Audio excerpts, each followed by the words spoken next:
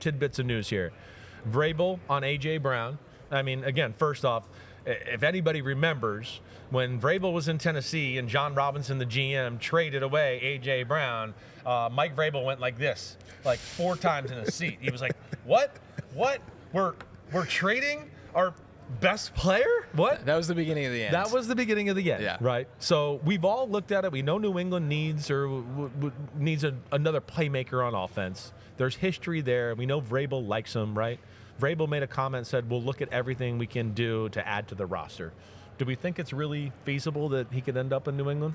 I think so. Yeah, you did. Yeah. I think, number one, Vrabel controls everything that goes on there personnel-wise. Right. So when you know how much he likes A.J. Brown, yeah. I just don't understand the future for A.J. Brown in Philadelphia anymore. Yeah, I mean, that's we just where sat through I'm a at. year of this, Joshua. Right. And so that's where you start to ask the question, like, he's done there. It's just a matter of the feasibility for New England, and also this idea, too, of, like, guys kind of been out of it mentally. And I know Vrabel very well. Like, he's the kind of guy that can pull you right back in. That's a bit of a risk for me, just bringing a guy in. I know they've got history and the whole deal. So I think it makes a lot of sense. I think if there's a guy who'd be like, sign me up for it, it's 100% Vrabel. And frankly, you got to get Brown out of Philly right now. Yeah. I'll be interested. I'll echo what Howie Roseman said a little the other day. And Nick Sirianni said the same thing. They kind of tried to say he's not a distraction. And I'm going to second that a little bit, all right? I know he's been a distraction. I get you. I know it to a degree. The book thing. But the book crazy. thing, he's definitely done some things where I go, don't do that, A.J. But I am an A.J. Brown fan. And I do think A.J. Brown has said some things that, yeah, they got attention, but they're like the rest of the organization in the locker room was like, somebody needs to say it. And he was the guy, right? Somebody needed to say it.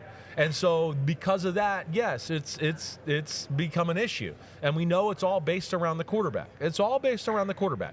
They couldn't get an offensive coordinator there to take the job with a freaking all-star offense because everyone's like, it's kind of a no-win situation. Everybody I've talked to, the quarterback doesn't listen to the offensive coordinator. He doesn't want anything in the offense. He just wants to sit still in the shotgun. So, and if we do well, it's, whoa, there's a ton of talent. And if we don't do good, how come you can't do good with all this talent, right? And that's why they sat out there for so long. A.J. Brown, too, I wonder at his age, price tag, I don't think he would command the biggest trade, right? I agree. Right. Turns 29 in June. Right.